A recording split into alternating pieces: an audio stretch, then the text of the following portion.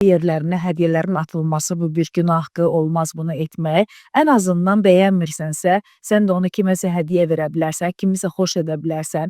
Hətta küçədən keçən, yəni küçəni təmizləyən bir xanıma verə bilərsən, bunu onu xoş eləyə bilərsən. Əsas niyyət doğru olsun. Yəni sən kimisə xoş eləyirsənsə, onun özü bir savabdır. Və yaxud da ki, gün soğandan sonra onu zibilə atmaq da düzgün deyil. Bunun özü də bir gülə qarşı hörmətsizlikdir. Sənin bir insan olaraq, yəni bu bir belə deyim də vicdan məsələsidir. Yaxşı olardı ki, gülləri də ağacların dibinə və yaxud da ki, hansısa bir otluq ərazilərə ki, torpağa qarışsın, sonra mı zibilə getməsin. Və yaxud da ki, hansısa oyuncaqların atılması ilə də bağlı o qədər insanlar var, o qədər atılmış uşaqlar var, o qədər kimsəsiz insanlar var ki, uşaqlar var ki, qızlar var ki, o həqiqələrə ehtiyacdılar, möhtaçlar, ehtiyacları var, möhtaçdılar.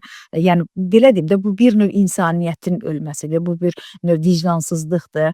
Bunu etmək olmaz. Yaxşı olardı ki, yəni, indi qarşı tərəf özü bilər hansı münasibətdədir, bu münasibətləri hansı səviyyədədir, onun hədiyyəsini qəbul edir, etmir, öz məsələsidir. Amma heç olmasa bunu zibilliklərə atmasınlar. Bu, belə deyim də, hətta bir psixoloji bir məsələdir.